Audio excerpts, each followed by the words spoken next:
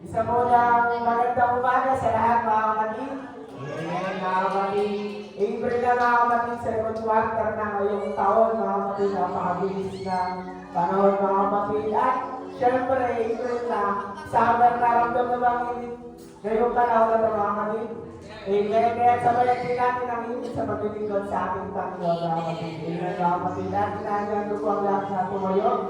Kinahanglan ko rin po si Brother Dong para sa ating opening prayer. Bilang Diyos, mapagpalang Ama, muli kami ay nagpupuri at nagpapasalamat sa buhay at kalakasan na pinagkakaloob mo po sa bawat isa sa amin. Maraming salamat sa pag-iingat mo na dinala mo kami, Panginoon, ng ligtas sa iyong bahay-sambahan upang ikaw, Panginoon, ay aming sambahin at purihan sa umagang ito, O Lord. Lord, hiniling namin na patawarin mo kami sa lahat po ng aming mga maling nagawa, sa aming mga maling sinalita at maling inisip, Panginoon.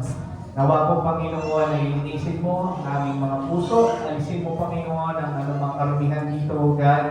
At nawa maging katanggap-tanggap kami na lumapit sa iyong paanan sa umagang ito, Lord. Lord, hiniling namin ang iyong banal na Espiritu na siyang kumilos at tumunog sa puso at isipan ng bawat isa na naririto.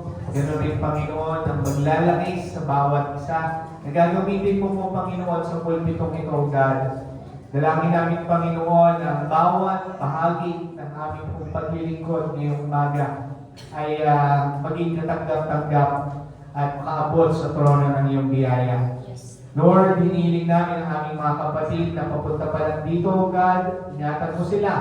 Dalhin mo sila, Panginoon, ng ligtas sa lugar na ito upang ikaw ay aming sama-samang sambahin at papurihan sa Espiritu at katotohanan ng God.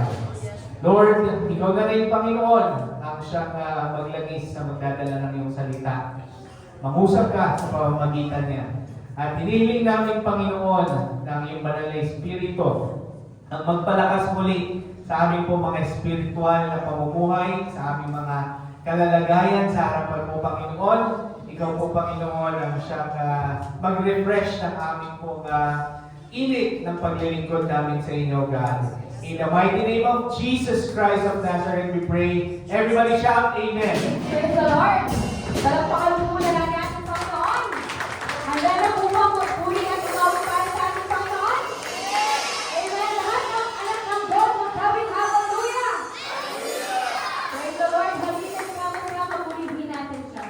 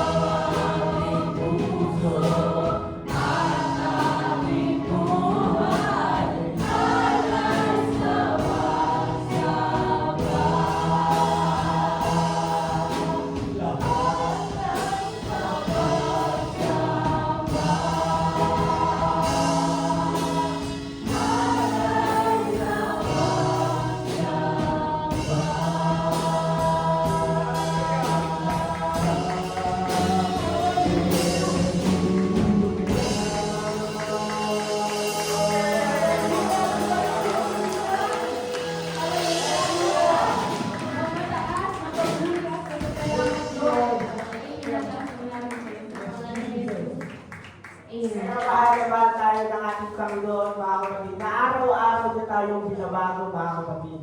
Amen mga kapatid. At syempre mga kapatid, may gusto mo ulit akong i-share sa inyo na Bible verse mga kapatid. Alam mo naman mga kapatid na lagi nyo na itong naririnig. Kumbaga pamilyar na talaga. Pero minsan talaga mga kapatid, iba rin talaga yung impact kapag lalo ko siyang nararamdaman. So parang lagi mo siya naririnig, pero iba yung impact pag ikaw yung mismo nakakaramdam mga kapatid. Gusto lang siya sa inyo sa 2 Corinthians chapter 9 verse 7. Magbigay ang bawat isa ayon sa ipinasiya ng kanyang puso, huwag mabigat sa loob o dahil sa kailangan sapagkat iniibig ng Diyos ang nagbibigay ng masaya. Amen mga kapatid. Hindi naman tinitingnan ng Lord kung malaki or maliit yung binibigay natin mga kapatid. Basta galing sa puso natin mga kapatid, talagang yun yung hinahanap ng Lord sa atin mga kapatid. At syempre, kaya ako na-share ng Bible verse na to, magkukwento lang kaunti na lang mga kapatid. Hindi. Kasi mga kapatid, ano siya sa akin remind siya sa akin mga kapatid, yung magta-thanksgiving offering mga kapatid. Remind din siya sa akin meeting. Kung baga kasi, aking ginawa mga kapatid, last year talaga mga kapatid, hindi ko talaga siya nagagawa. Aminado naman ako ng mga kapatid na hindi talaga ako nakapag-tithes. Kaya sobrang iyak-iyak talaga ako sa Lord. Kaya nag-pray din ako sa Lord noon. Tapos, lagi nagre-remind si Bill last year sa akin. Last year pa nga po mga kapatid na nasabihin nga, nagbibigay ka ba sa Lord? Sasabihin. Ako naman, binibigyan lang. Ano nga pala yung ganito? Basta hindi ko siya pinapansin, gano'n mga kapatid. Tapos, minsan mga kapatid, meron isang pang time na nagsishare ako about sa pag nag-budget ako sa pera ko. Sinasabi ko sa wala talaga ako natitira, parang yung ganito ganyan. Sinasabi niya sa akin, nagbibigay ka ba kasi sa Lord? Kaya nagbibigay ka ba sa Lord? Try mo kaya magbigay sa Lord ng buwan sa puso mo, baka sakaling magkaroon ka ng budget, sabi sa akin. Sabi, ako naman binibigyan lang talaga mga kapatid, hindi ko pinapansin. Pero yung mga dumating ngayon mga kapatid, lagi talaga ako nag-pray sa Lord na gusto ko magbigay sa Lord na yung banggaan sa puso ko talaga. Sabi ko, ba't parang bumigat yung loob ko nun, nung mga dati na yun, mga last year.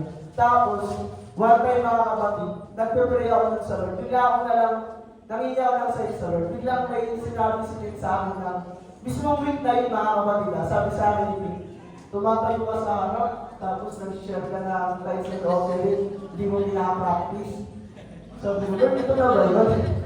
Sabi ko sa Lord, sabi ko, kumbaga, paano ko isi-share yung tithes and offering kung hindi ko man siya pinapractice sa sarili ko. Kaya, yung mga kapatid, magiyak-iyak talaga ako sa Lord yung mismong linggo na yun na sinagot talaga ng Lord yung panalangin ko na yung mga kapatid.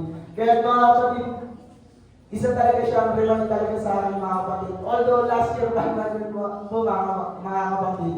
At syempre mga kapatid, gusto ko na rin ipagpasalamat sa Lord yung nangyari sa akin ngayon. Kasi may pinag-pray din po kasi ako about sa papa ko. Na hindi, basta may matanggap lang po na may bonus. May bonus kasi sila last year October po ata dapat nila matanggap. Sabi ko parang itip na rin po ako. Ganto ganyan, hindi nga po nakapagbigay tapos kulang pa. Trinay ko, ginawa ko talaga. Basta gumising na lang talaga ako mga kapatid na ginaumaga na parang sabi ko, parang gusto ko magbigay sa Lord. Parang masarap magbigay pala sa Lord. Kung baga, ano itong sinusuot ko, mga damit ko, itong trabaho ko, wala naman lahat ng ito kung hindi dahil sa Lord Kaya sabi ko talaga sa Lord nun, ano nga po ibibigay ko sa Lord kung hindi dahil ito sa Kanya? Kaya itong trabaho na pinanalangin ko sa Lord, ba't hindi ko ibabalik yung tithes and offering ko para sa Kanya? Ay sabi ko, take care talaga Lord kasi nandito ako sa gusto kong trabaho, nandito ako sa... At kung ano man yung nakakamtan ko kayo, dahil talaga sa Lord. Kaya take care talaga mga kapatid. At yun mga kapatid, nung ginawa ko lang talaga yung mga kapatid na sobrang gaan sa puso, biglang natanggap din po ng papa ko nung yung inaatay namin. Natanggap niya nung March lang. Kaya nawawalan sila ng pag-asa, umawa pa nila. Pero natanggap po, answered prayer po sa aking kapatid na natanggap din po niya ako sa inaantay niya nitong March lang. Kaya nagpapasalamat din ako sa Lord mga kapatid dahil sa natanggap niya na po yung na-full payment na rin po yung sa may bahay po namin. Kaya sobrang magpapasalamat po talaga sa Panginoon mga kapatid. Kaya para sa akin mga kapatid, lagi lang tayong sumunod, magpasakop sa Lord. Lahat ng meron tayo mga kapatid, walang walang sobra o maliit sa paningin ng Lord. Basta galing sa puso natin mga kapatid. Gusto ng Lord yun mga kapatid. Amen mga kapatid. At yun po mga kapatid, ipanalangin na rin po natin ang nalikaw na ikabu. Lord, maraming pong salamat sa mga biyaya na ito na ipinagkaloob niyo po sa amin na binabalik namin sa inyo, Lord God. Dahil una pa lang, Lord God, ay sa inyo po ito na nagmumulaan ako. Maraming pong salamat sa lahat. I-bless niyo, Lord God, naman ako. At ganoon na rin, Lord, ay magamit din po ito sa tama, sa ikahalagaan pa po ng inyong pong salita, ng inyong pong mga gawain, Panginoon ko. At kayo na po ang mauna sa bawat isa sa amin. At bigyan niyo rin po ang bawat isa, Lord, ng kasiyahan sa puso at isipan, Lord, ng pagbibigay ng bukan sa loob, Panginoon ko. Dahil yun po ang inahanap niyo po sa bawat isa sa amin, Lord. Maraming salamat sa mga biyaya na ito. Sa inyo po ang mataas na papuri at pasasalamat in Jesus' name. Amen, mga kapatid. At di po sa pagtatagal mga kapatid, inaanyan niyo po ang mag-aambag ng salita ng ating Panginoon. Inaanyan niyo po si Brother Gab. Purihin ng Diyos. Tayong lahat ay tumayong mga kapatid. Kung kayo po'y mayroon mga Biblia, buksan po natin sa aklat ng Mateo. Matthew chapter 16, verses 18 to 19.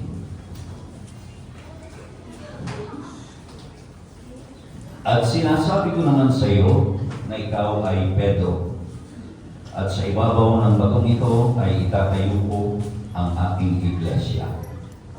At ang mga pintuan ng Hades ay hindi magsisipanaig laban sa kanya. Ibibigay ko sa iyo ang mga susi ng kaharian ng langit. At anumang iyong talian sa lupa ay tatalian sa langit. At anumang iyong talian sa lupa ay kakalagan sa langit. Sumandali po tayong lingkod, tayo po'y manalangin. Dakilang Diyos, Panginoong Jesus, nagpapasalamat po kami, Ama, sa pagkakataon na muli mong ipinagkaloob sa bawat isa. Narito kami, Panginoon, sa pinakamahalagang bahagi ng aming gawain, ang pakikinig ng iyong mga banal na salita. Hinihiling po namin, Ama, ang iyong tulong, ang iyong paglalangis, lalo't higit sa iyong lingkod na gagamitin. Mangusap ka sa amin sa pamamagitan niya, at ikaw, Panginoon, ang magbukas ng aming mga papunawa, magpalambot ng aming mga puso sa lahat ng aming maririnig. Ang iyong banal na Espiritu, O Diyos, ang hinihiling namin na siyang mamuna at kumilos sa bawat isa sa pasimula hanggang sa katapusan ng gawain ito. Umaasa po kami, Panginoon, sa biyaya na manggagaling sa iyong mga banal na salita. Ito po ang aming pagsamo at pagdalangin sa iyong dakilang pangalan, sa pangalan ng aming Panginoong Jesucristo. Everybody say, Amen. Mababalik po tayo sa ating mga upuan.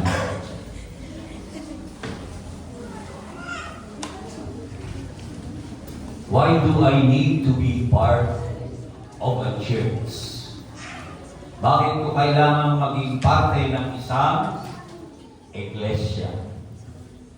Now, yung binasa po natin mga kapatid ay salita ng ating Panginoong Jesucristo, na kung saan sinabi niya mismo kay Peter, kay Pedro, ikaw ay Pedro, thou art Peter, and upon this rock I will build my church. Ito po ay naganap. Yung sinabi ng ating Panginoong Jesucristo ay nagkaroon ng katuparan. Sapagkat pagkatapos ng araw ng Pentecostes, during the day of Pentecost, pagkatapos na ang mga apostol, kasama si Peter, ay mapuspos ng banal na Espiritu. Si Apostol Pedro ay nangaral sa maraming mga tao. Ipinangaral niya ang ating Panginoong Jesucristo. Sinabi niya kung paano ang Jesus na ito ay nag-alay ng kanyang buhay. Siya ay napako sa krus, namatay, at muling nabuhay para sa ating mga kasalanan. At pagkatapos noon, Maraming mga tao ang nabagbag ang mga puso at nagtanong kay Pedro, ang sabi niya, anong aming gagawin? Sumagot si Pedro, sabi niya, magsisi kayo. Magsipagbautismo ang bawat isa sa inyo sa pangalan ni Jesucristo at tatanggapin ninyo ang kaloob ng Espiritu Santo. Now in Acts chapter 2 verses 41, ang sabi roon, yaon nga nagsitanggap sa Kanya ay nangabautismuhan. At ang sabi roon, naparagdag sa kanila ang may 3,000 kaluluwa. And from then on, from verse chapter 2, 46 to 47, ang sabi roon, so continuing daily with one accord, sila ay nagpapatuloy na nagsasama-sama sa templo, nagpuputol ng tinapay, na may kasayahan at kagalakan sa puso. Nagpupuri sa Diyos at nakakakita ng pabor sa lahat ng mga tao. Pansinin niyo po yung sinabi doon sa huli. And the Lord added to the church daily who were being saved. At idinaragdag ng Diyos sa kanila araw-araw yung mga nangaliligtas. At dito po nagpasimula yung sinabi ni sinabi ng ating Panginoon kay Jesucristo na itatayo niya ang kanyang iglesia. Yung iglesia na itinayo ng ating Panginoong Jesucristo ay hindi po building. Hindi building. Kung hindi yung kalipunan ng mga tao na tumanggap sa Ebanghelyo ng ating Panginoong Jesucristo. Palakpakan muna natin ang ating Panginoon. So dito natin makikita mga kapatid ang isang katotohanan. That the church, ang church po ay walang kinalaman sa ating kaligtasan. Kung hindi, ang idinadagdag sa church ay yung mga ligtas na. Yung naliligtas. Ang sabi roon, idinadagdag sa iglesia ang lahat ng naliligtas. Pagpapatunay mga kapatid, na hindi totoo ang sinasabi ng isang sekta ng relihiyon na para ka raw maligtas ay kinakailangan mong sumapi muna sa iglesia. Malinaw ang sinabi dito nang idinadagdag doon ay yung mga araw-araw yung mga nangaliligtas. Sapagkat napakahalaga sa Diyos ng iglesia. Ginawa niya, itinatag niya ang kanyang iglesia ng Diyos sa pamamagitan ng ating Panginoong Jesucristo. Ang sabi sa aklat ng Hebreo, marami ang nagtatayo ng bahay, pero ang lahat, iisa lang ang nagtatayo, ang Diyos. So, ang Diyos ang nagtayo. Ginamit ang tao si Jesucristo. At ang sabi ng ating Panginoong Jesucristo, ibibigay ko sa iyo ang susi. Kay Pedro, ibibigay ko sa iyo ang susi ng kalangitan. Kaya nung yung mga tao ay magtanong kung paano sila maliligtas, sinabi ni Apostol Pedro ang paraan. At pagkatapos na sila ay maligtas, natayo ang iglesia ng Diyos kay Kristo. Hindi po kay Manato. Amen? Amen. Palakpakan natin ang ating Panginoon. Now, bakit napakahalaga sa Diyos ng iglesia? The church. And when I am speaking of the church, it is the body of believers. Huwag po kayo magkamali doon. Hindi po itong enlarged building. Ang tawag po dito, church building. But the church are the people inside the building. Okay? Now, bakit mahalaga? Ang sabi po sa Acts chapter 20 verse 28, ang sabi lang ang biling-biling ni Apostol Pablo, ang sabi niya, doon sa mga matatanda na kanyang ipinitawag, nung siya ay papunta na, pabalik ng Jerusalem, siya po ay pinatawag niya yung matatanda at ang sabi niya, ingatan ninyo ang buong kawan. Ang inyong sarili at ang buong kawan. Na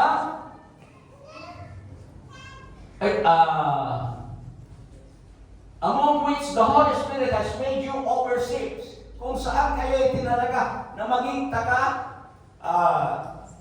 tagapag-ingat sa kanila. Na ang sabi niya, to shepherd the church. Okay, upang pakainin ninyo sila. Pakainin ninyo sila. Ingatan, pakainin. Bakit? Sapagkat siya ay binili niya ng kanyang sariling dugo. We were purchased by His own blood. Kaya napakahalaga sa Diyos ng Iglesia. At sa bagong tipan, mga kapatid, in the book of Ephesians chapter 1, verses 22 to 23, malinaw na sinasabi diyan that the church, ang Iglesia po, ang katawan ni Kristo. We are the body of Christ. And if we are the body of Christ, ang sabi sa Ephesians 5:23, He is the head. And siya po yung Savior ng katawan. Siya ang ulo ng Iglesia at siya ang ulo at tagapagligtas ng katawan. Now, habang narinig natin ito, naniniwala ako mga kapatid na unti-unting nasasagot yung katanungan. Why do I need to be part of the church? Because the church is precious to God. Amen? The church, binili niya ito ng kanyang sariling dugo. Siya ang ulo, tayo yung katawan. Sa aklat po ng Revelation, sa mga pahayag, ay sinabi niya doon, tayo po ay inihahalin tulad sa isang asawa. The church is the bride of Christ. Now, ano nga ba ang mga dahilan kung bakit kinakailangan natin maging parte ng isang iglesia? Napakahalaga po. Marami po kasi ang nagsasabi na pagkatapos maligtas, I don't need to be in the church. Pwede naman ika ako sa bahay. I can always pray to God directly. Pwede naman akong makinig ng mga preaching sa television. Pag binuksan ko yung ating social media, may podcast, di ba? Lahat ng yun, YouTube, pwede akong makarinig ko. Subalit, correct me if I'm wrong. Pero, kapag tayo po mga kapatid ay wala tayong church na regularly ay pinupuntahan,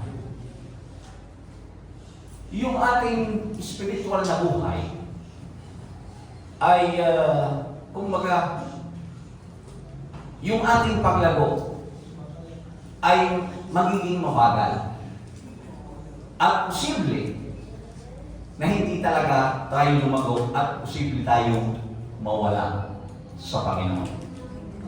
Naniniwala ba kayo doon mga kapatid?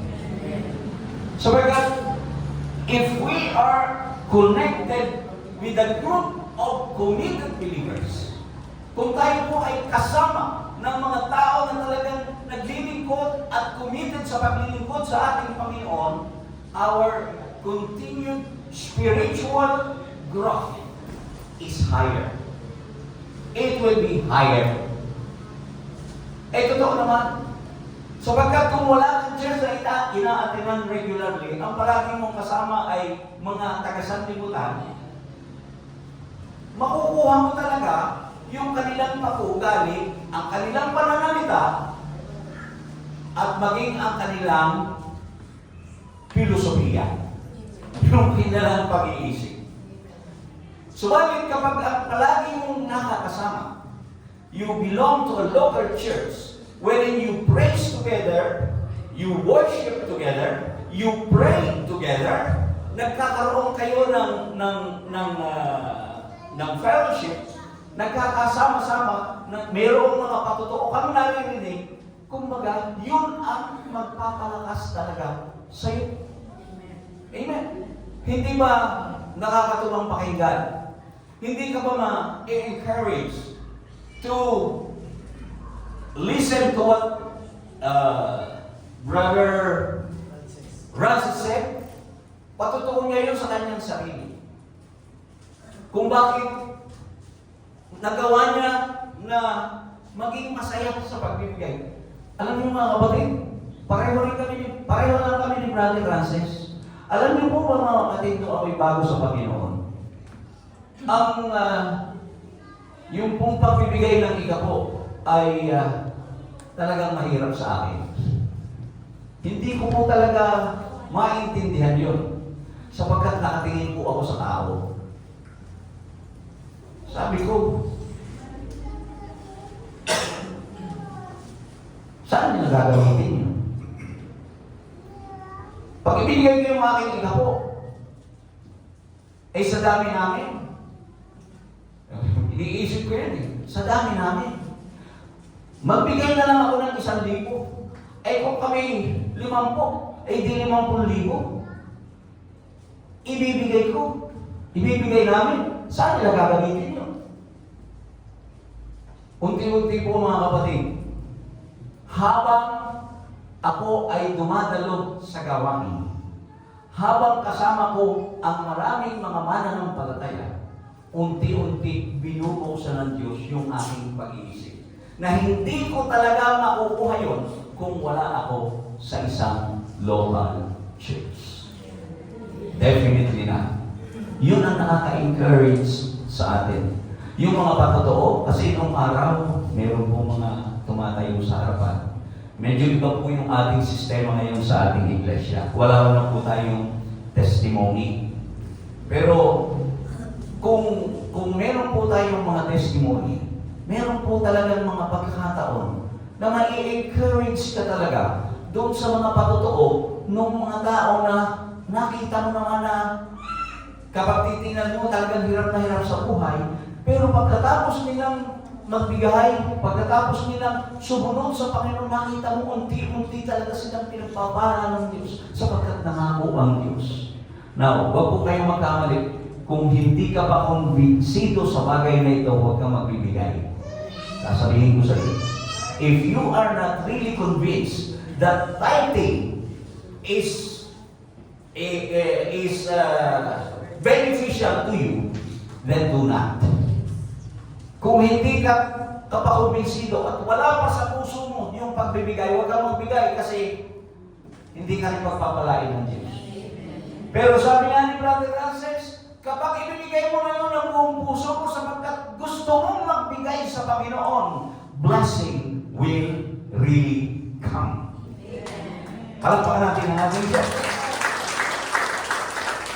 Now, isang napakagandang patotoo mga kapatid. And this is very recent lang. Alam nyo, last time, nagkaroon po kami ng pribilehiyo na nung nakaraang Holy Week.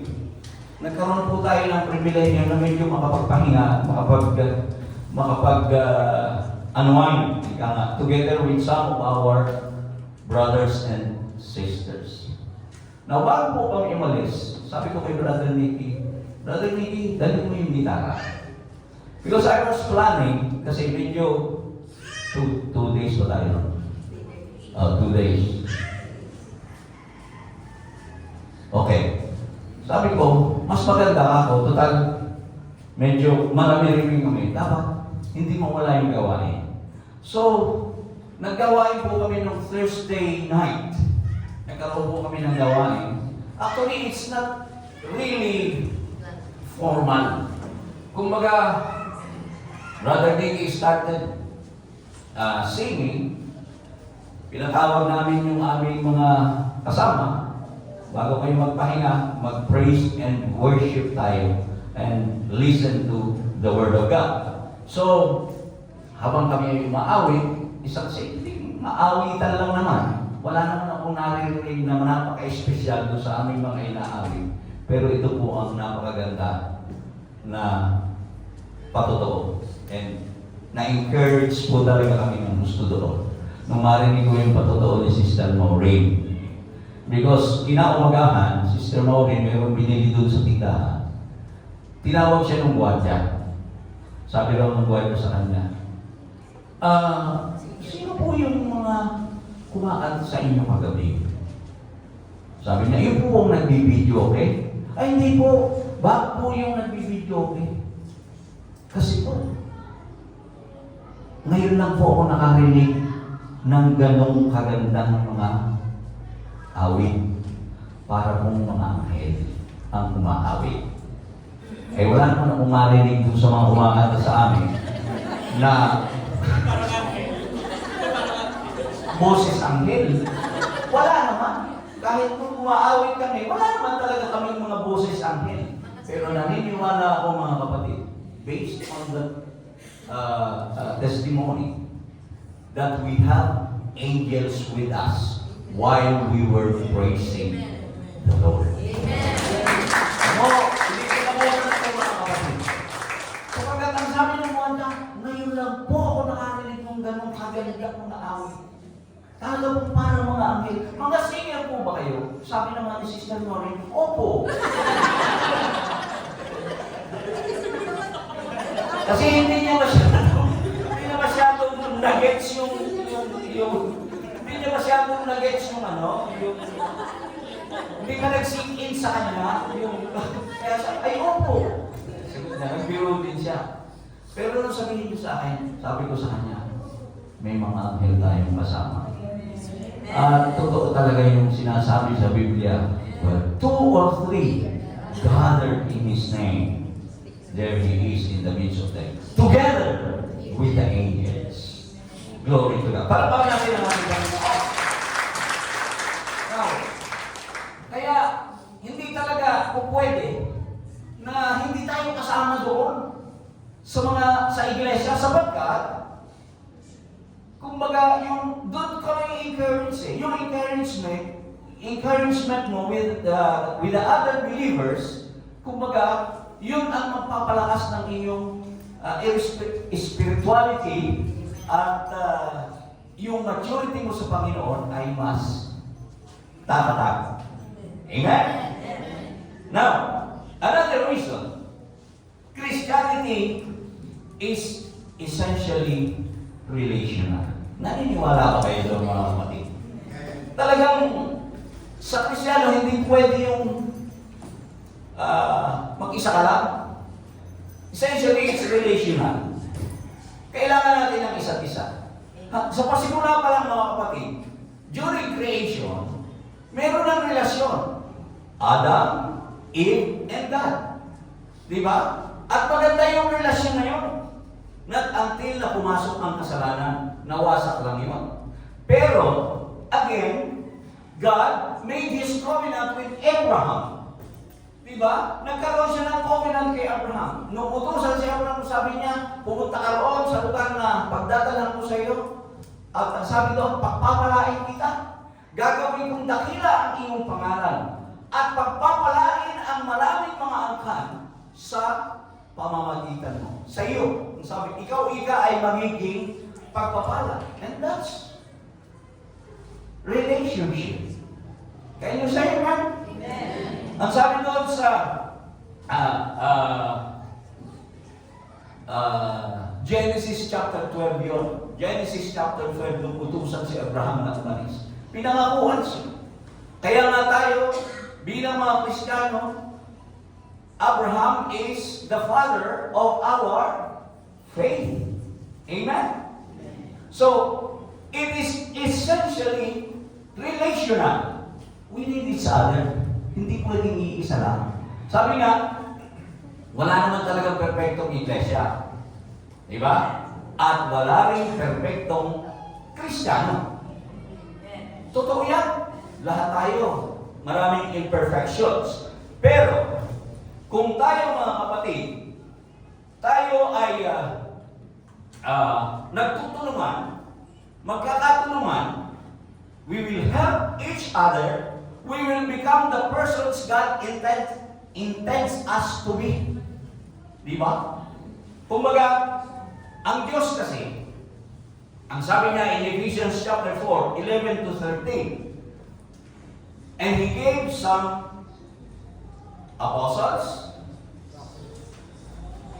and He Himself gave some to be apostles, some prophets, some evangelists, and some pastors and teachers. Para saan?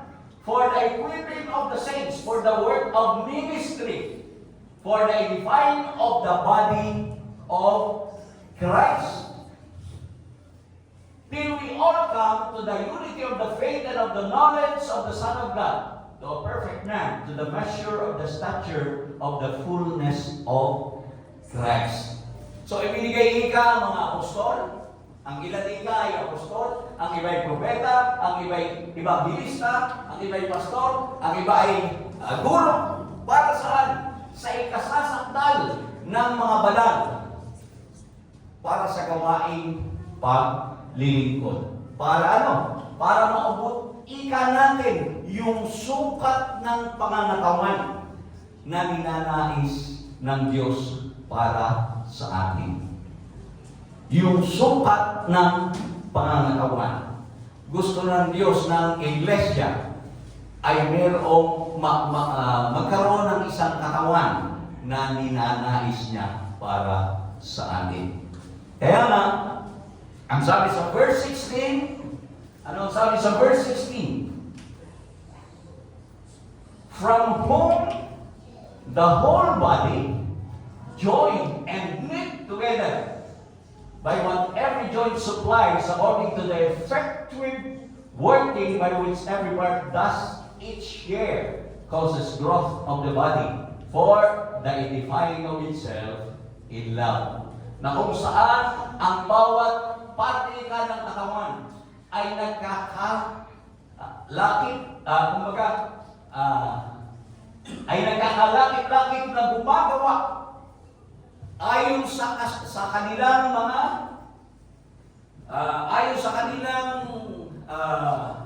paggawa, according to the effective working by which every part does its share.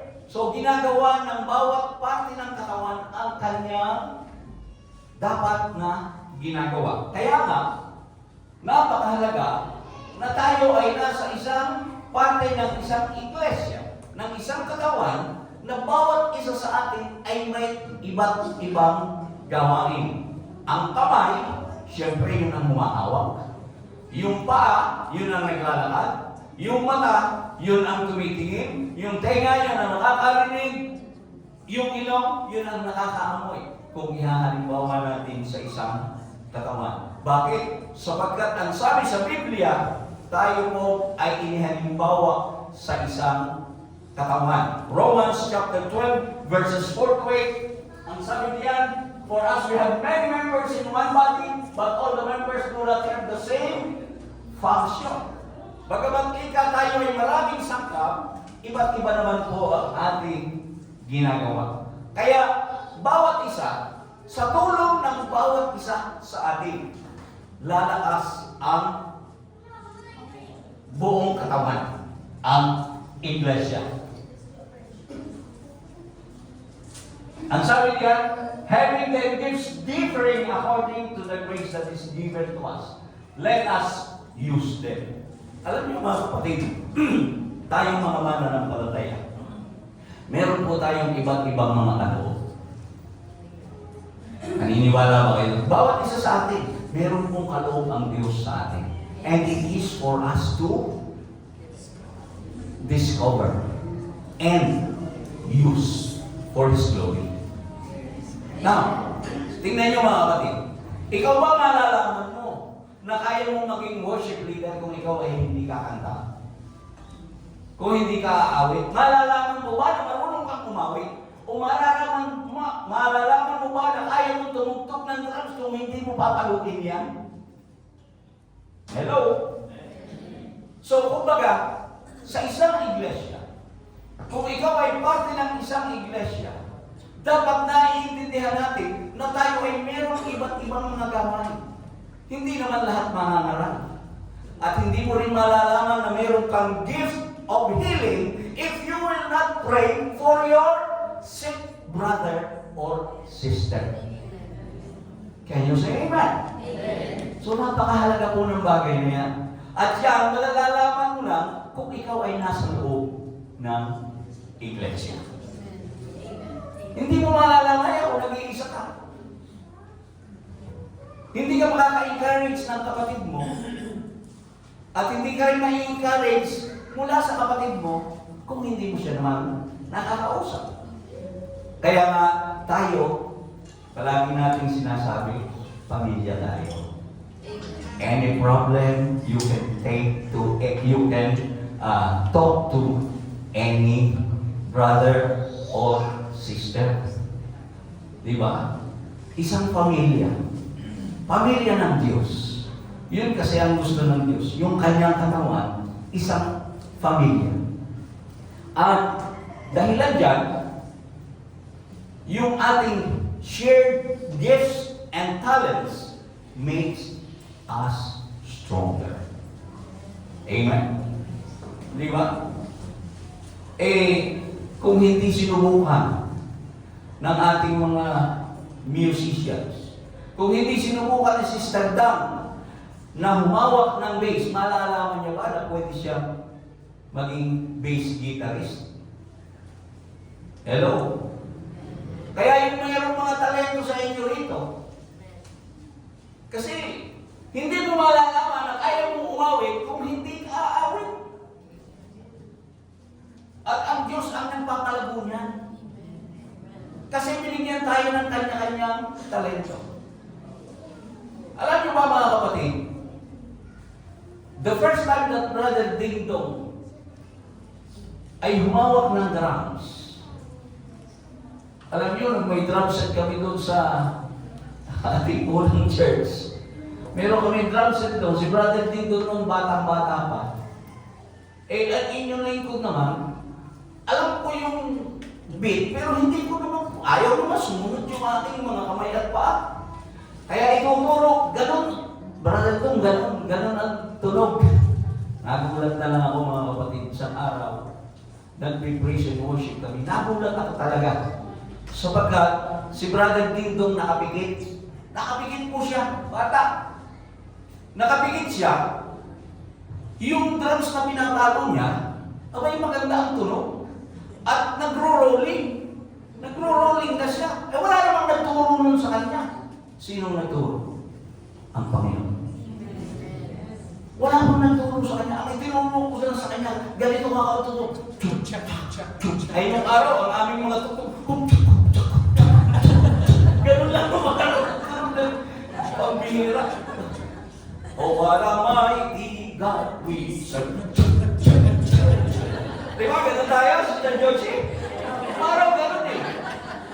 Pambihira. Aba, biglang nagro-rolling na sa dalam, sabi ko. Nakapikit. Mabuti sana kung nakapikit siya eh. Nagpupuri. Doon ko nakita that God can really enhance our talents if we will just give it and offer it to Him. Napakahalaga natin yun. Kaya napakahalaga talaga na tayo ay parte ng isang iglesia. Now, another thing. Alam niyo ba mga kapatid na ang iglesia is God's plan for redemption. In the book of Ephesians chapter 3, verses 10 to 12,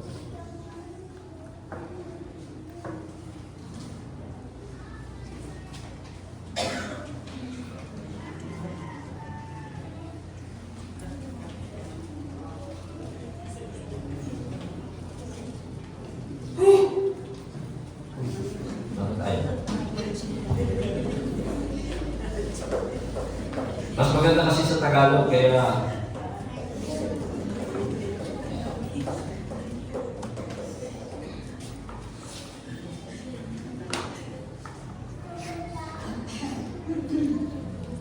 Okay, sabi rito. Sabi sa English kasi, to the intent that now the manifold wisdom of God might be made known by the church to the principalities and powers in the heavenly places, according to the eternal purpose which He accomplished in Christ Jesus our Lord, in whom we have boldness and access with confidence through faith in Him. Mas mauunawaan natin sa wikang Tagalog. Ang sabi rito, upang ngayon, sa pamamagitan ng iglesia, okay? Sa pamamagitan ng iglesia, ay maipakilala sa mga pamunuan at sa mga kapangyarihan sa sangkalangitan ang kapuspusan ng karunungan ng Diyos ayon sa panukalang walang hanggan na ipinanukala kay Kristo Jesus na Panginoon natin. Tingnan niyo mga kapatid, sa pamamagitan ika ng iglesia ay maipakilala saan? Sa mga pamunuan at sa mga kapangyarihan sa sangkalangitan. Alin? Ang kapuspusan ng karunungan ng Diyos. The wisdom of God. Kumbaga, dito ay makikita natin na yung pagtubos mga kapatid has always been God's purpose. Yung pagtubos sa atin mula sa hindi magandang kalagayan, matubos tayo sa ating mga kasalanan, it has always been God's purpose. And He appointed the church to carry out this purpose. Yung iglesia talaga ang in-appoint niya para gawin ang bagay na ito. Bakit mga kapatid? Tingnan ninyo. Makakakilala ba kayo? Ikaw ba ay tatanggap ng kaligtasan kung wala nag-share sa iyo nito? Yung nag-share sa iyo niyan, parte ng iglesia. He is the part of the church. Asama siya. At kung ikaw ay kabilang doon, ibig sabihin, nakasama ka, nakabilang ka doon sa purpose ng Diyos para sa kaligtasan o sa katubusan ng lahat ng mga tao. Yung na-share natin, yung kung walang nag-invite sa iyo na parte ng iglesia ito, mapupunta ka ba rito sa Enlance? I don't think so. Kung hindi ka tsinaga, nasabihan ni Sister Emily, huy, attend ka naman church sa amin. Di ba? Kung hindi sana i-invite ni Sister Tin, yung kanyang friend, di ba? Noong araw, kung hindi nasabihan sana si Sister Lan, wala rin siya dito. Amen. Di ba? Isipin ninyo, bakit ako dito si engineer, yung ating mga engineer dito? Bakit? Because there was one member or there was one part of the church who invited you here. And yun kasi ang plano ng Diyos talaga. He used the church.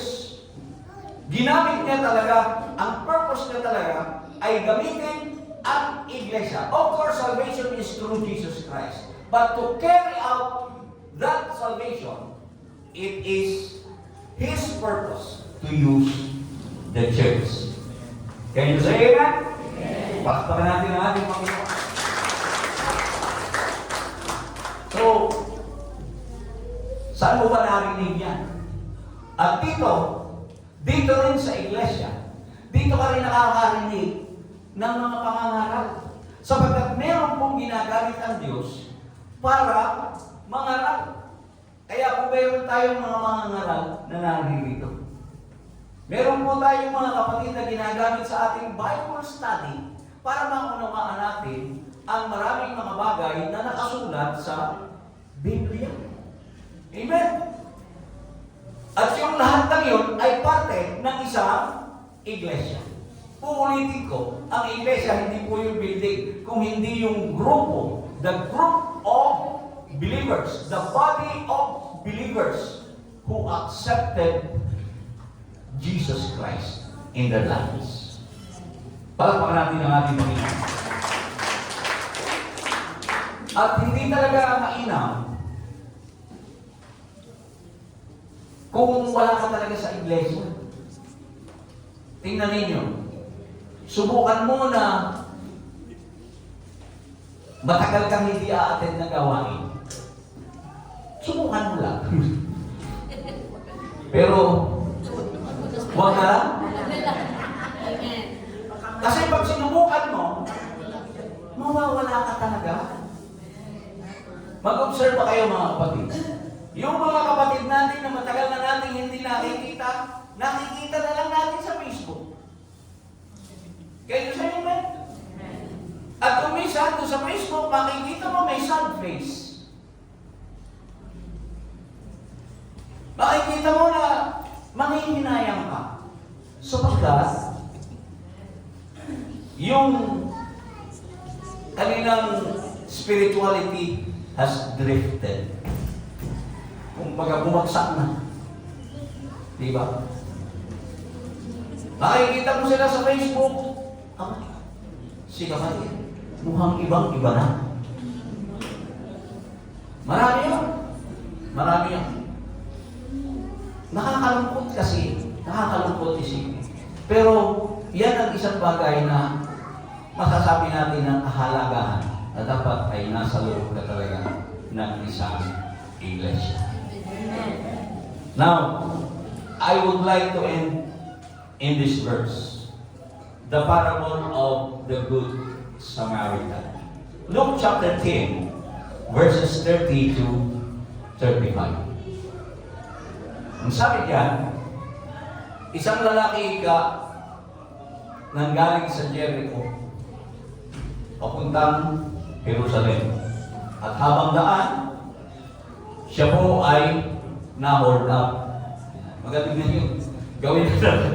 Siya po ay na-hold up habang daan. At yung mga hold-upper, nung siya ay iwanan, halos agaw buhay na. Ngayon, nung siya ay nasa ganung kalagayan, meron dumaang isang pari. Nakita siya, pero iniwasan lang. Tapos meron pang isang dumaan na isang Levita. Ganon din, tinignan, tapos lumigo sa kabila. Hanggang sa dumating ang isang mabuting Samaritano. Isang Samaritano ang dumating at nung makita siya ay nagdalang habag. Nahabag sa kanya at ang ginawa, siya ay kinuha, isinakay sa kanyang sasakyan. Of course, ang sasakyan ng araw ay hayop pa. Wala pang kotse nun eh. So, hindi ko alam kung donkey o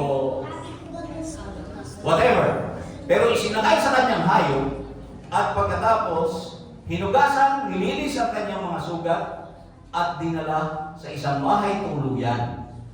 At pagkatapos, ang sabi doon sa may-ari ng bahay tuluyan, alagaan mo siya. Pakainin mo siya. At bago yung ginawa, nagbigay muna ng 2 denaryo. Kumbaga may pauna. Aldag pagkatapos nun, sabi niya, alagaan mo siya, pakainin mo siya, at pagbabalik ko, pagbabayaran ko sa iyo. Now, ilalagay natin sa ating mga kapatid. Tayong mga tao, dahilan sa kasalanan, na-hold up tayo ng kasalanan eh. At dahilan doon sa kasalanan, na humold up sa atin, tayo po ay agaw buhay na. Kumbaga, we are doomed to hell. Malapit na talaga tayo mamatay. Pero, wala pong relihiyon na nakapagligtas sa atin. Tanda natin yan. Yun po yung kumakatawan doon sa sacerdote at sa Levita. No religion could ever save people. But then, only Jesus Christ saved us. Amen? The Good Samaritan. Okay? He saved us. Yung 2 denaryo na deposito, yun yung kanyang dugo. Na ginawa niya yung deposito para sa atin. At sabi niya, siya ay muling babalik para tayo kuhanin Inihabilin tayo, inilagay tayo sa isang bahay tuluyan. Na ang sabi tayo ay aalagaan. Kaya ngayon mga kapatid, kung nasaan ka ngayon, marahil yan ang bahay tuluyan na pinagdalagyan sa iyo ng Panginoon para alagaan ka, para pakainin ka. Kaya napakahalaga na ikaw ay nariyan, parte ka ng bahay tuluyan na yan. Maraming mga inilagay dyan. Amen. Pinagsama-sama. Isang iglesia. At tayo po ang babalikan ng ating Panginoong Hesus Kristo. Glory to God. Now, kaya, napakahalaga mga kapatid, na kung ikaw ay inilagay sa isang bahay tuluyan, pansinin po natin yung kanyang sinabi. Alagaan mo siya. Pakainin mo siya. So kung yun po ay ating uunawain, tungkulin nung pinaglagyan sa iyo na ikaw ay alagaan at pakainin. Ngayon, kung ikaw ay hindi pakakainin at hindi ka aalagaan, may pananagutan yung may-ari ng bahay tuluyan. Amen? Ngayon, kung ikaw naman ay pinakakain at ikaw ay inaalagaan, pero ikaw ang ayaw magpaalaga, wala na pong pananagutan yung may-ari ng bahay tuluyan. Kaya dito mga kapatid, alam nyo, tumayong sinasabi ng ating Elder Rod, kung kayo na may aalis, magpaalam naman kayo. Hindi naman namin kayo pipigilan. Ang gusto lang naman sana namin ay malaman kung saan kayo pupunta, sapagkat kayo po ay pananagutan namin sa Diyos. Ngayon, kung ayaw naman ninyo na kayo ay maging pananagutan namin sa Diyos, di magpaalam na kayo at hindi naman namin kayo pipigilan. Kaya lang, paalalahanan namin kayo sapagkat napakahalaga po ng ating kaligtasan. Amen? At sisiguruhin lang naman namin na yung inyong pupuntahan ay katulad din ng katuruan na ipinagtatagubilin ng Biblia para sa ating kaligtasan. Kasi kung kayo ay mapupunta doon sa nagtuturo ng kakaiba, sa itinuturo ng banal na kasulatan, at the end of the day, kayo pa rin naman ang magpapasya. Pero kami ang magpapaalala. Para naman yung inyong mga dugo ay hindi singilin ng Panginoon sa amin. Amen? Palakpakan natin ang ating Diyos. Napakahalaga po ng bagay na ito. At tandaan din naman po natin, kapag ang nangangalaga naman sa inyo ay iba na, kapag ang itinuturo ko po sa inyo ay kaiba na sa itinuturo ng Biblia, umalis na po kayo rito sapagkat dadalhin ko kayo sa impyerno. Kaya ito pong church ay kumbaga relationship. Kapag ako'y nagturo na ng iba kaysa itinuturo ng Biblia, kapag itinuro ko na ako yung appointed son, abay umalis na po kayo rito sapagkat yung wala naman pong appointed son. Ang Jesus na itinuturo ng Biblia ay yung napako sa krus. Now, kung itong nag-claim na ngayon siya yung Jesus, tingnan mo kung napako ba sa krus yan. Kasi ang itinuturo ng Biblia ay yung napako sa krus. Yun yung Jesus na ibinigay ang kanyang buhay para sa atin.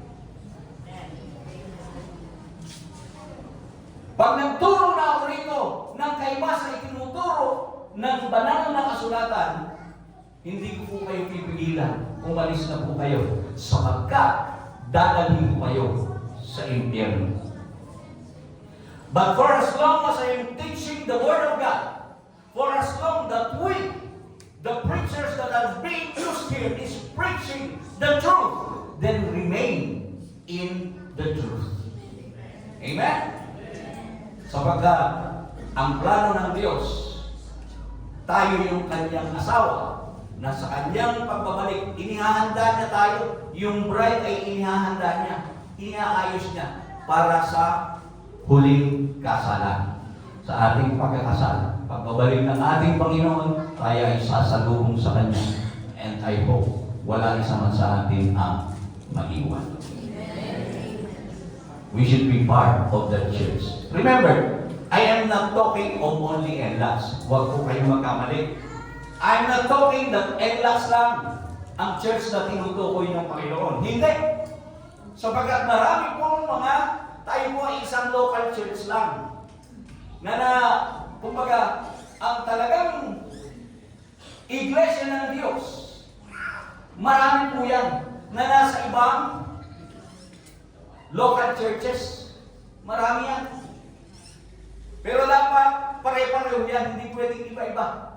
Dapat parehong nagtuturo na mayroon lamang iisang Diyos. Pare-parehong nagtuturo na kinakailangan mong mabautismuhan sa pangalan ni Jesucristo para ka magkaroon ng kaligtasan.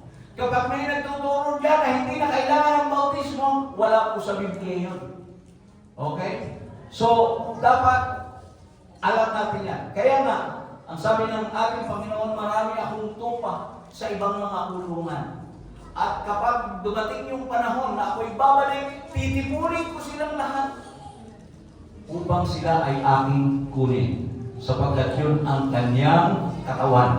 The body of Christ. The church of God. The family of God. Amen? Palakpakan natin na natin Panginoon. Glory to God. Glory to Jesus. Hallelujah. So, marahil sa oras na ito, ay nasagot na po yung katanungan kung bakit kinakailangan natin maging part ng isang local church. Amen? Hallelujah. And of course, sa araw na ito, ay muli nating tatanggapin ang ating Holy Communion. Pero bago yan mga kapatid, I just want to exhort something. Gusto ko lang makasiguro. Sino po rito ang hindi pa nabaptize sa pangalan ng ating Panginoong Jesucristo? Pakitaas lang po ng kamay. Yung pong hindi pa nabautismuhan sa pangalan ng ating Panginoong Jesucristo, please raise your hand. Hindi, yung mga bata hindi pa. Okay lang yung mga bata. Yung mga 13 above na hindi pa nabaptize.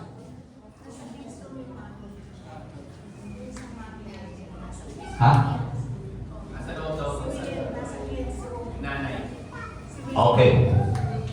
Okay.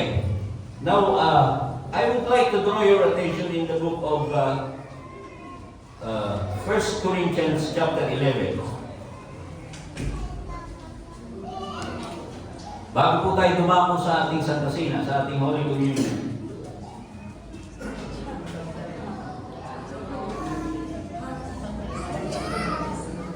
in the book of 1 Corinthians chapter 11, verses 26, I think.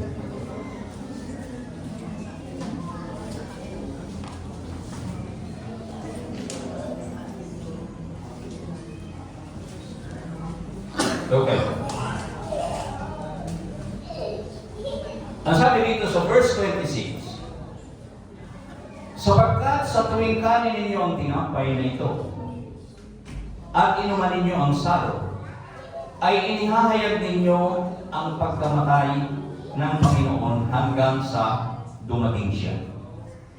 Kaya ang sino man kumain ng tinapay o uminom sa saro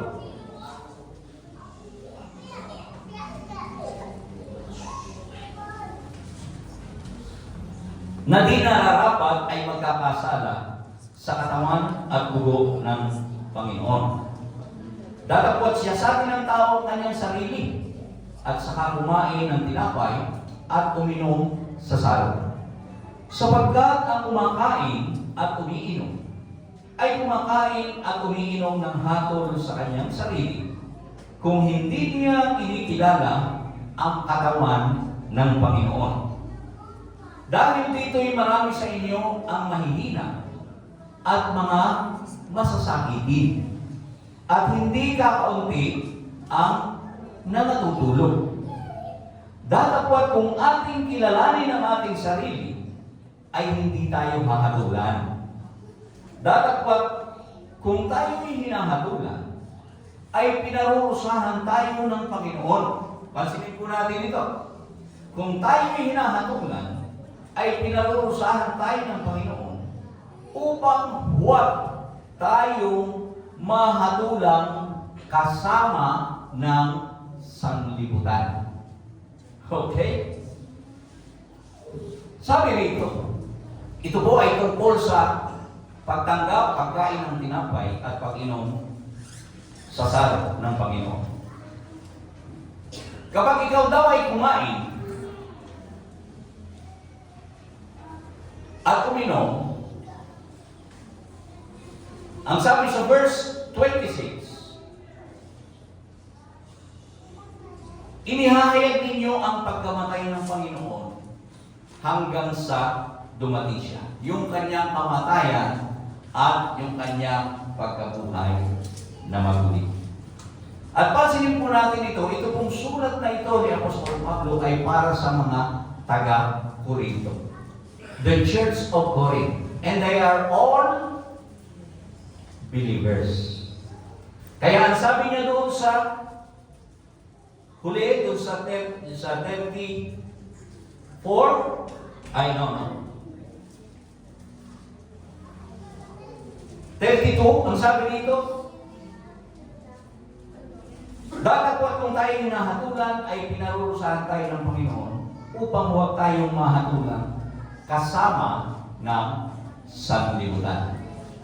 Sabi doon sa unang binasa natin, meron daw pong mga kumakain at umiinom sa saro na hindi sinisiyasat ang kanilang mga sarili. Ibig sabihin, para sa mga mananampalataya, yun po yung kanilang pagsisisi sa kanilang mga kasalanan bago tanggapin ang tinapay at ang katas ng ubas. Dapat ay banal tayo sa harapan ng ating Panginoon. Ngayon, kung ikaw ay hindi pa nabautismuhan, ang ibig sabihin noon, ikaw ay hindi pa kabilang doon sa itinuturing ng Diyos na mga mananampalataya. Sapagkat hindi mo pa, you still have the sin of disobedience. Naandun pa sa iyo ang kasalanan ng disobedience. Sapagkat iniutos ng ating Panginoon na kapag tayo ay sumampalataya at mabautismuhan. Yun ang sabi. Yung ating pagsampalataya at mabautismuhan, tayo ay maliligtas. So, kapag hindi mo pa nagawa ang bagay na yun, ang ibig sabihin noon, nasa sayo pa rin yung kasalanan ng hindi pagsunod. So, kaya nga ang sulat na ito naman ay para doon sa mga sa mga bautismado na, sa mga mananampalataya na, sapagkat meron pong mga mananampalataya na hindi nila binibigyan ng importansya yung tinapay at yung katas ng ubas. Basta tanggap na lang ng tanggap, inom na lang ng inom, without even examining themselves if they are worthy to receive that. Kasi banal po ito sa Panginoon. Ang sabi doon, ito ang aking, kung itataas natin ang ating basa, Sa verse 23, ang sabi roon, ibinibig ang Panginoong Hesus ng ibig dumampot ng tinapay at nang siya'y makaragpasalamat, kanyang pinagputol-putol at sinabi, ito'y aking katawan na pinagputol-putol dahil sa inyo. Yun yung pagpapakita kung gaano kahalaga noon yung ginagawa mo. Na dapat nakakalakip ka doon sa sakripisyong ginawa ng ating Panginoon doon sa krus. Kaya na pag ikaw ay nabautismuhan, ang sabi sa Biblia, ikaw ay nakakalakip sa kanyang kamatayan. So, inaalala mo yun. Gawin ninyo ito sa pag-aalaala sa akin. So, kapag ginagawa natin yun, inaalala natin. Inaalala natin. Bilang mga mananampalataya, yung katakinaan ng pag-ibig ng ating Diyos sa atin. So, sa mga hindi pa po nabautismuhan, huwag po kayong mag-isip na ipinagdadamot namin ang bagay na ito. Hindi. Kaya po namin pinipigilan kayo na tumanggap nito sapagkat ang sabi rito, para iligtas kayo doon sa hatol.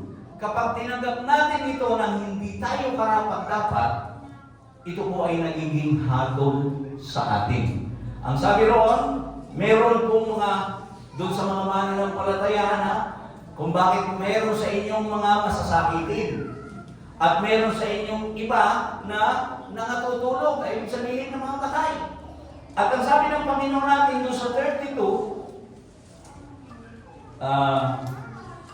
hinahatulan niya, pinarurusahan. Kumbaga yung karamdaman na yun ay ibinibigay para maunawaan mo at masira yung laman mo, hindi ka mahatulang kasama ng sanlibutan. Sapagkat yung paghatol na kasama ng sanlibutan, pati yung kanilang laman at pati yung kanilang kaluluwa ay hahatulan. So sa ating Panginoon, bibigyan ka lang ng karamdaman. Hahayaan niya, masira yung laman for you to realize your sins. Okay? Nakukuha po ba natin mga kapatid? Para maintindihan natin yun. At hindi tayo mahatulang kasama ng sanlibutan because the rest who did not obey the commandment of Jesus Christ to receive salvation is considered disobedient. Amen? Hindi po sila at sila po yung hahatulan. Okay? Kaya para daw po tayo makaligtas doon sa bagay na yun, kaya pansinin po natin, sinasabi natin yon bago po tayo tumanggap ng banal na hapunan, na Holy Communion, magsisi tayo sa ating mga kasalanan. Alalahanin mo talaga. Gawin mo magkabisa talaga sa iyo yung ginawa ng ating Panginoong Jesucristo doon sa krus. So, uulitin ko, yun lamang pong mga nangabautismuhan na sa pangalan ng ating Panginoong Jesucristo ang ini-encourage natin na tumanggap ng tinapay at ng katas ng ubas. Hindi po natin ito ipinagdadamot, bagkus gusto po natin na gawin lamang ang kalooban ng Diyos. Amen? Tayo po lahat ay tumayo. Purihin ang ating Panginoon. Hallelujah. Of course, napakahalaga mga kapatid. Baka mamaya na-focus tayo dun sa Holy Communion, nakalimutan natin yung ating preaching. Amen? So dapat mahalaga na tayo ay parte ng isang iglesia. Can you say amen? At mahalaga na gawin natin yung ating mga parte. Hindi lahat, sabi sa Biblia, hindi lahat ay mga ngarang, hindi lahat ay apostol. Hindi naman lahat ay mata, hindi lahat ay pa. So bawat isa sa atin ay may iba't ibang sangka, may iba't ibang kaloob na yan ay ibinigay ng Diyos sa atin para sa Kanyang kaluwalhatian. At sa oras na ito mga kapatid, nais ko pong lumapit tayo sa ating Panginoon. Hallelujah. Last week, inalala ng buong halos buong sanlibutan na umalala sa ginawa ng ating Panginoong Jesucristo. Yung ibang mga tao, sa kanilang paniniwala, and I believe they are sincere with what they are doing.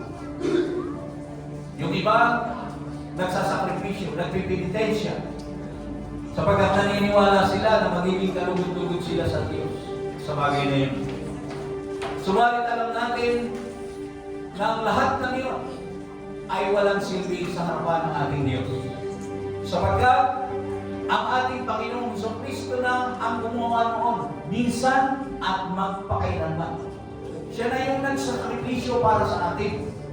Siya na yung namatay doon sa krus para sa ating mga kasalanan. At kapag tayo ay nagpipinitensya, pinapako lamang muli natin ang ating Panginoon doon sa krus. Dapat kilalanin natin yung ginawa ng ating Panginoon para sa ating lahat. At sa oras na ito, let us remember all the sufferings that God, ang lahat na dinanas ng ating Panginoong Jesucristo.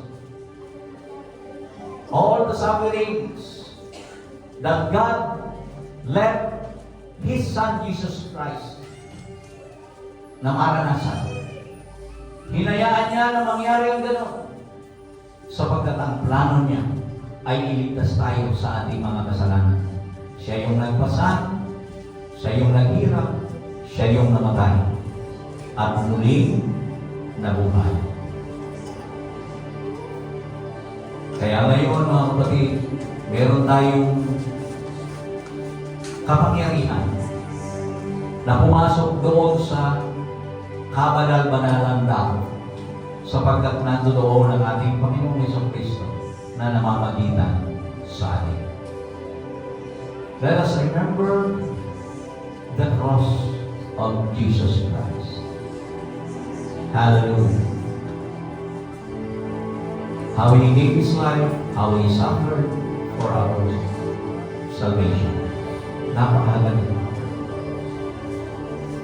At sa pagkakataong ito, alam ko na sa buong isang linggo ay hindi maiiwasan na tayo ay nagkasala sa ating pag-iisip, sa ating pananalita, at maging sa ating mga ginawa. Subalit ang sabi sa Biblia, ang ating Diyos ay tapat at banal na tayo ay patatawarin kung ating ikukumpisal sa Kanya ang ating mga kasalanan at tayo ay Kanyang ilinisin sa ating lahat ng mga karunihan. Panghawakan natin ang bagay na ito sa oras na ito. Let us come before Him, ask for His forgiveness, ask for His cleansing. Linisin niya tayo sa oras na ito. Hingin natin na maramdaman natin ang Kanyang banal na Espiritu. Tanda na talagang tayo ay Kanyang pinatawad. Tanda na talagang tayo ay Kanyang nilinis. So kung hindi mo siya manaramdaman sa oras na ito, masasayang ang pagpunta mo sa lugar na ito. You must feel the presence of the Lord. Kasama natin siya. Naririto siya sa ating kalagitnaan. Hallelujah.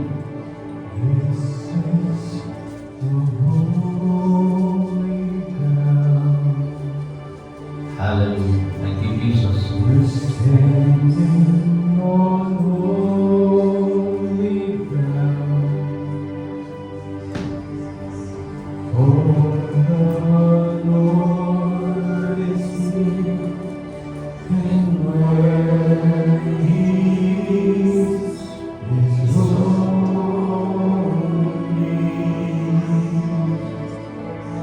This is the holy ground,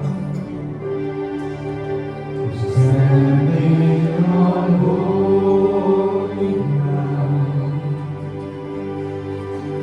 for the Lord is near, and where He is holy.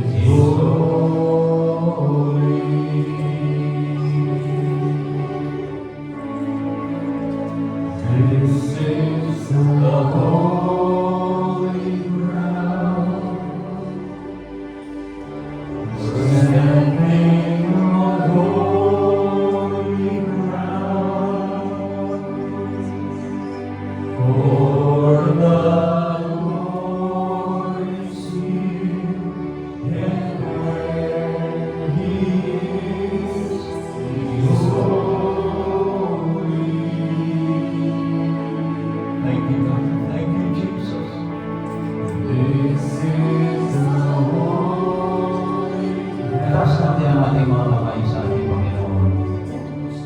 Tanda ng ating pagsuko.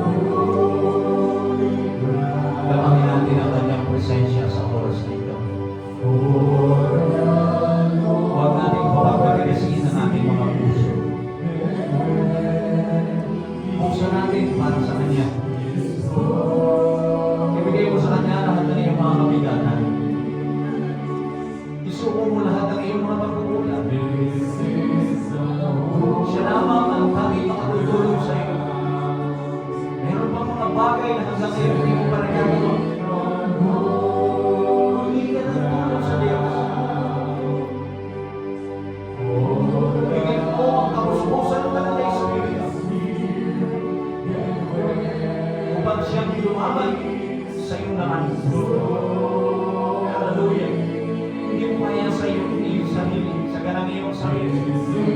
Subalit sa pamamagitan ng kanyang Banal na Espiritu, you can overcome. Hallelujah. We need the Holy Spirit. We need His strength. Kailangan natin ng lakas ng ating Panginoon, ang kanyang kapangyarihan. Come on, brother. Come on, sister.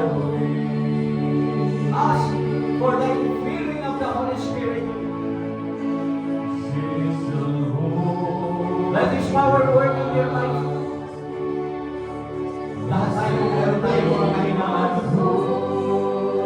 We are struggling until now sa ating mga kahinaan na yan. Subalit sa tulong ng kapangyarihan ng Banal na Espiritu, ang lahat ng yan ay mapagtatagumpayan natin. Come on! Feel His presence. The Lord is in this house. Kasama natin ang ating Panginoon. Sinabi niya, dalawa o tatlo na nagtitipon sa kanyang pangalan, siya ay naroon sa kanyang kalamitan. Hindi po tayo dalawa, hindi tayo tatatlo. God, His Spirit is here with us right now. Now let us say, call the name of Jesus. Iyon po natin ang mga asya sa harapan. Ay kung lahat ay manalangin. Ang maraming Diyos na makapangyarihan sa lahat, narito po sa aming harapan ang pinagputol-putol na tinapay at ang katas ng upas na simbolo ng iyong katawan at ng iyong dugo. Ama, sa oras na ito, bayaan mong alalahanin namin ang iyong ginawa para sa amin doon sa krus, sa bundok ng Kalbaryo. Panginoon, ipatawad mo sa amin lahat ng aming mga kasalanan. Gawin mo kami karapat-dapat na tumanggap ng tinapay at ng katas ng ubas nito. Huwag mong hayaan ito ay maging sumpa sa amin, O Diyos, bagkus gawin mo itong pagpapala. Sa pangalan ng aming Panginoong Jesucristo. Amen. I-encourage ko po kayo na huwag po tayong tumanggap ng tinapay at ng katas ng ubas sapagkat base sa banal na kasulatan, ito po ay magiging sumpa. Ito po ay hindi magiging pagpapala. Yan lamang pong mga nakabautismuhan na sa pangalan ng ating Panginoong Jesucristo ang hinihiling natin na makimahagi sa ating Holy Communion.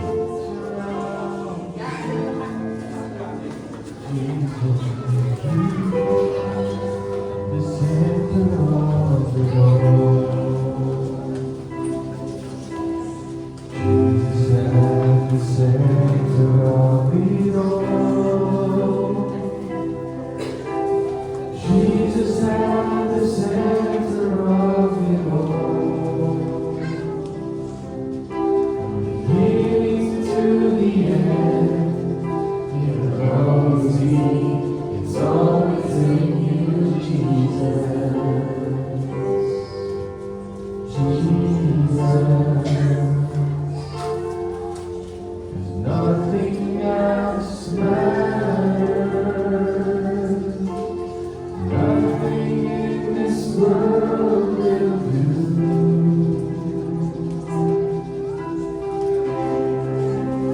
Jesus, you're the center, and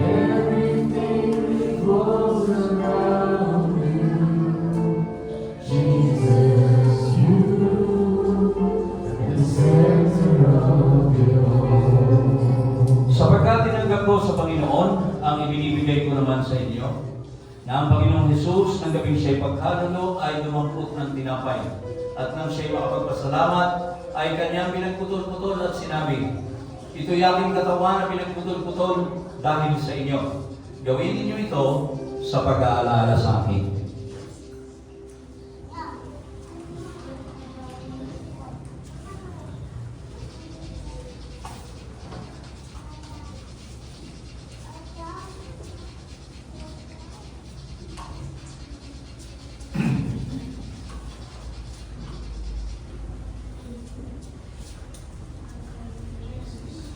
At gayon din naman, hinawakan ng saro pagkatapos na makahapon na sinasabi, ang saro nito ay siyang bagong tipan sa aking dugo. Gawin niyo ito sa tuwing kayo magsisiinom sa pag-aalala sa akin. Puri na puri. Ay kung lahat ay muling yung upo, ay kung lahat ay manalangin sa ating pagtatapos. Dakilang Diyos sa mga banal, maraming pong salamat sa iyong kabutihan. Salamat po, Panginoon, sa iyong mga salita. Tunay na pinahalalahanan mo kami, tinuruan mo kami, Ama, sa kahalagahan ng pagiging kabilang sa isang iglesia. Tunay na, Panginoon, na mabalad kami sapagkat kami ay nakabilang sa iglesia ng Diyos na itinayo ng aming Panginoong Jesucristo. Salamat po, Panginoon, sa bagay na ito. At tulungan mo ang bawat isa na magawa namin ang lahat na nararapat namin gawin bilang parte ng isang katawan. Ikaw, Panginoon, ang inikilala namin na siyang Pangulo. At kami ang iyong katawan. Maraming po salamat sa bagay nito. At umaasa po kami, O Diyos, na ikaw siya patuloy na kikilos sa bawat isang parte ng katawang ito, O Diyos. Lahat ng aming mga pangangailangan, lahat ng aming mga problema, lahat ng aming mga karamdaman, ikaw po, O Diyos, ang magpapagaling. Inaangkin po namin ang lahat ng ito, O Diyos. Inaangkin namin ang tagumpay sa pangalan ng aming Panginoong Jesucristo. Amen. Purihin ng Diyos. Tanggapin po natin ang paspas ng ating iglesia. Katapos-tapusan mga kapatid, paalam na. Magpakatibay kayo, magpakasakdal kayo. Pagpalain ng Diyos ang inyong mga hanap buhay. Pagalingin ang inyong mga karamdaman. Lutasin ang inyong mga problema. At ang kanyang biyaya, ang kanyang kapayapaan. Ang pag-ibig ng ating Panginoong Jesucristo ay sumagana sa bawat isa. Tayo po lahat ay magkamayan sa pinapong ating gawain.